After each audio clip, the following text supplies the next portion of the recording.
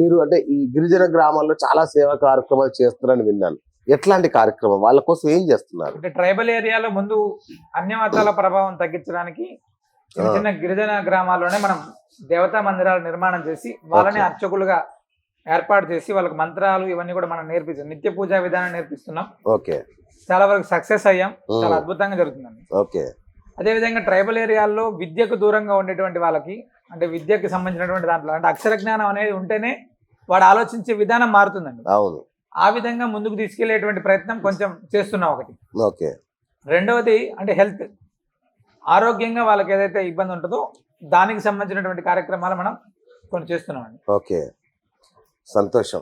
అలాగే గురుగారు అంటే ధర్మ సంరక్షణలో ధర్మ సంస్థాపన లేదా ధర్మ సంరక్షణ హిందూ ధర్మ పరిరక్షణలో భాగంగా మీరు ఆలయాలు కూడా కట్టిస్తున్నారు, అక్కడ వాళ్ళని పూజారులుగా మారుస్తున్నారని విన్నాను, నిజమేనా? అవునండి.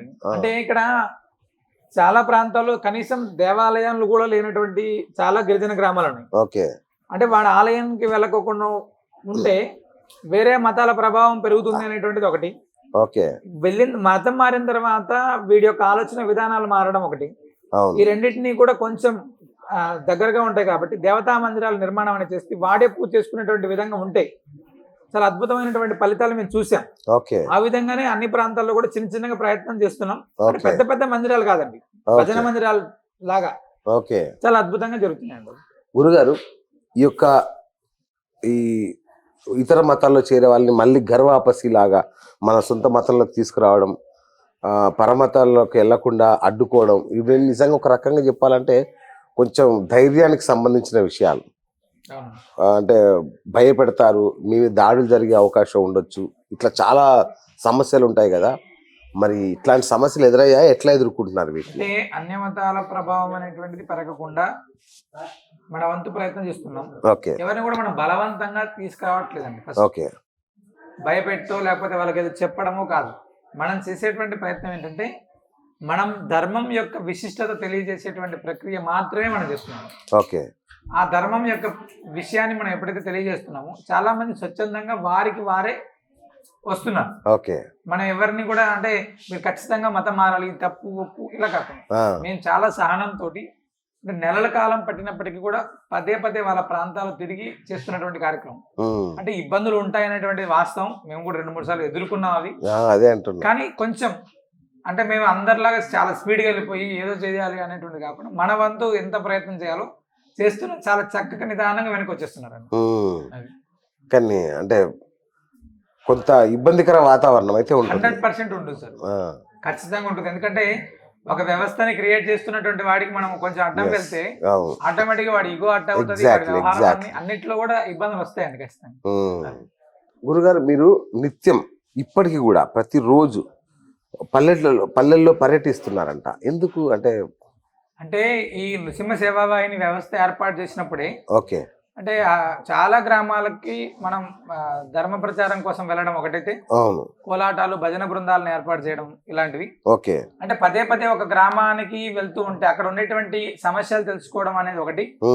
మన వంతు ప్రయత్నం ఏదైతే ఉంటుందో ధర్మ ప్రచారంలో మనం ఏం చేయాలి అనేటువంటి దాంతో అంటే గిరిజన గ్రామాలని చాలా అద్భుతంగా ఇప్పటిదాకా కొన్ని 100 గ్రామాలకు వెళ్ళాం. 100 గ్రామాల్లో చాలా అద్భుతమైనటువంటి సేవా కార్యక్రమాలు చేస్తున్నాం. ఇవన్నీ కంటిన్యూ అవుతున్నాయి. అంటే ఒక 100 తిరగాలంటేనే 3 నెలలు 4 నెలలు పడుతుందండి. మళ్ళీ ఆ ఊరికి వెళ్ళడానికి మళ్ళీ ఒక 3-4 నెలలు పడుతుంది. అట్లా కంటిన్యూ ప్రాసెస్ లో చైన్ లాగా వెళ్తూనే ఉందండి. అంటే ఇప్పుడు ఈ ఆశ్రమం ఈ వ్యవహారంలో కొంచెం బిజీ ఉండి 2-3 రోజులకు ఒకసారి అవుతుంది. ఖచ్చితంగా 11 గంటల తర్వాత నేను పక్క వెళ్ళిపోయాను. ఓకే. ఈ మధ్య కాలంలో ఒక మూగ బిడ్డకి కూడా మీరు అండగా నిలబడ్డారంట, ఏంటి? అంటే ఆ అబ్బాయి అంటే చెప్పాలంటే ప్రహ్లాదుడికి ఎంత భక్తి ఉంటుందో వాడికి ఎంత భక్తి ఉంటుంది. ఎవరిని ఆశ్రయిస్తాడయ్యా అంటే నృసింహస్వామికి తప్ప. ఆయన ఆ పిల్లాడికి ఫోన్ ఉంటుంది, ఆ ఫోన్లో కూడా పూర్తి స్థాయిలో నృసింహస్వామి నాకు సంబంధించినటువంటి ఫోటోలు తప్ప కనీసం ఆ అబ్బాయి ఫోటో కూడా ఉండదు. అంత భక్తి అంటే ఎందుకు ఆ భక్తి వచ్చింది అతనంటే అతని రాయనపేట అనే గ్రామం ఇక్కడే దగ్గరలో పక్కనే. కరోనా అయిన తర్వాత గోదావరి వరదలు వచ్చాయి. ఆ అబ్బాయి వాస్తవంగా అప్పటిదాకా నాకు కనెక్ట్ కాలేదండి. గోదావరి వరదలు వచ్చినప్పుడు నాకు ఒక మెసేజ్ పెట్టాడు అందరిలాగా, అనే మా ఊరికి వాటర్ ఇబ్బంది ఉంది, ఫుడ్ ఇబ్బంది ఉంది అని చెప్పి. మనకు వీలున్నంత వరకు ఆ పంపించేటువంటి ప్రయత్నం చేసాం అక్కడికి. ఓకే అంటే ముంత నీట మునకలోనే ఊరికి సరిపడేటువంటి కొన్ని సామాన్లు ఇవన్నీ పంపించాం. ఆహా. అప్పుడు ఆ అబ్బాయి కనెక్ట్ అయిపోయాడు మాకు. అంటే ఓహో. ఇతను నిజంగా అంటే ఆర్తితో పిలిస్తే పక్కా పలుకుతాడు ఇతను అనేటువంటి దాన్ని అతను అర్థమైపోయింది. అర్థమైపోయింది. అప్పటి నుంచి కూడా ప్రతినిత్యం కూడా రోజు ఉదయం 9 గంటలకు ఇక్కడికి వస్తాడు, బా సాయంత్రం 4 గంటలకు ఇంటికి వెళ్ళిపోతాడు. ప్రతిరోజు ఇక్కడ ఉంటాడు. అంటే బా బా బా. ఎవరు ఎవరు ఎవరు చేస్తారు ఈ కాలంలో? మన ఒక మెసేజ్ ద్వారానే ఆ అబ్బాయి అతను స్పందించాడు కదా అనేటువంటిది అతని భక్తి. అంటే ఇవన్నీ కూడా చెప్తే కొంచెం ఆశ్చర్యంగా ఉంటాయి, నిజంగా అంటే ప్రత్యక్షంగా చూస్తేనే అర్థమవుతాయి. అంటే నేను ప్రత్యక్షంగా నాకు జరిగిన ఆ అబ్బాయితో అనుభవం ఏంటంటే, నేను సరదాగా అడిగా, ఒక అమ్మాయిని పెళ్లి చేసుకుంటావా అని. నాకు స్వామి తప్ప ఎవరితో పెళ్లి అవసరం లేదు, అసలు నాకు ఏది అక్కర్లేదు, స్వామి చెయ్యి నా చేతిలో ఉంటే చాలు అని సంజ్ఞల ద్వారా చూపించాడు. నిజంగా నాకు ఒక్కసారిగా గుండె లయ తప్పిందంటే అర్థం చేసుకోండి. అంటే మీరు అన్న దానికి నిజంగా అతను అవునండి, అసలు సంపూర్ణ భక్తి, అసలు నేను ఎక్కడ చూడలా ఈ స్థాయి భక్తి. అవునండి. బా. అబ్బాయి కూడా అంటే వాస్తవంగా ఏంటంటే ఊరికి సామాన్లు అందించాలనే ఆలోచన గొప్పది కదా. మరి వాడి కోసం అడగలేదు అక్కడ కూడా. నిజం. మా ఊర్లో వాళ్ళకి ఆహారం కావాలి, నిత్యావసర వస్తువులు కావాలి, ఇబ్బంది పడుతున్నారు, పంపించని పెట్టాడు. రాత్రి పెట్టాడు 10:30 సమయంలో. నేను చూడలేదని వాట్సాప్ కాల్ చేశాడు. ఆ, చూసి పొద్దున్నే తెలుసుకొని మరుసటి రోజు పంపించేటువంటి ప్రయత్నం చేసాడు. సుమారు 2-3 ట్రక్కులు పంపించాము. బా బా బా. అది ఆ అబ్బాయికి సంబంధించినటువంటి జ్ఞానం. అద్భుతం అద్భుతం. అట్లాగే కొన్ని గిరిజన గ్రామాల్లో నేను వెళ్ళి వాళ్ళని కలిసినప్పుడు కూడా మీ పేరు చెప్తే కంటతడి పెడుతున్నారు ఆనందంతో. ఏం చేశారు? అంత అంత మెస్మరైజ్ ఏం చేశారు ఇక్కడ మాయలు మర్మాలు ఏం లేవు సార్. అంటే నాకు తెలిసినటువంటి విధానం ఒకటేనండి, కష్టం అంటే ముందు ఫస్ట్ ఉండాలి. ఓకే. అంటే నేను ఆ ప్రత్యక్షంగా ఉండలేకపోయినా ఆ పరిస్థితుల్లో వాళ్ళకి ఏది అవసరమో చేయగలిగేటువంటి సామర్థ్యం భగవంతుడు ఇచ్చాడు. కాబట్టి మన వంతు ఏదైనా ప్రయత్నం, హాస్పిటల్ ఉంటే హాస్పిటల్లో డాక్టర్కో ఎవరికో చేయడం ఏదైనా ఒకటి, వాడు లేదు వాడికి సంబంధించిన పిల్లలకు హెల్త్ లేదా విద్య ఏదైతే మనకు చేయగలిగింది తప్పకుండా ఆ ప్రేమ వచ్చేస్తుంది. ఎందుకంటే రాజకీయ నాయకులు ఉంటారు, వాళ్ళు డబ్బులు ఇస్తారు, ఏది కావాలంటే అది ఇస్తారు, వాళ్ళ ఇన్ఫ్లుయెన్స్ వాడి ఏమేమో చేస్తారు.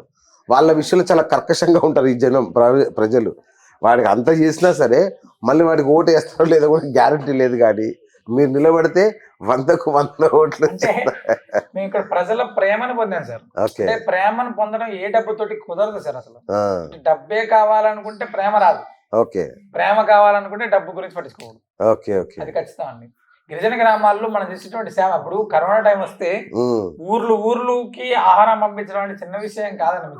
అసలు ఒక్కడు ఇవన్నీ చేయడం అనేది అసలు భక్త కుటుంబం ఎంత వెనకలు ఉండాలి. అదే అంటున్నా. అసలు గోదావరి వరదలు వస్తే రోజుల తరబడి అంటే 17 రోజుల కాలం పాటు రోజుకు 30-40 వేల మందికి వండేవండి భోజనం. అంటే భగవంతుడు నిజంగా వెనకలు లేకపోతే, అసలు వెనకలు లేకపోతే కష్టం అండి. మన ఇళ్లలో నలుగురికి వండడానికే ఇంట్లో బాధపడతాం, ఎవరు చేయాలి అని. రోజుకు 40,000 మంది, అది నెలల తరబడి 17 రోజులండి. 17 రోజులు గోదావరి వరదలు. కరోనా టైంలో అయితే కొనసాగుతూనే ఉంది ఆ ప్రక్రియ, నెలల తరబడి.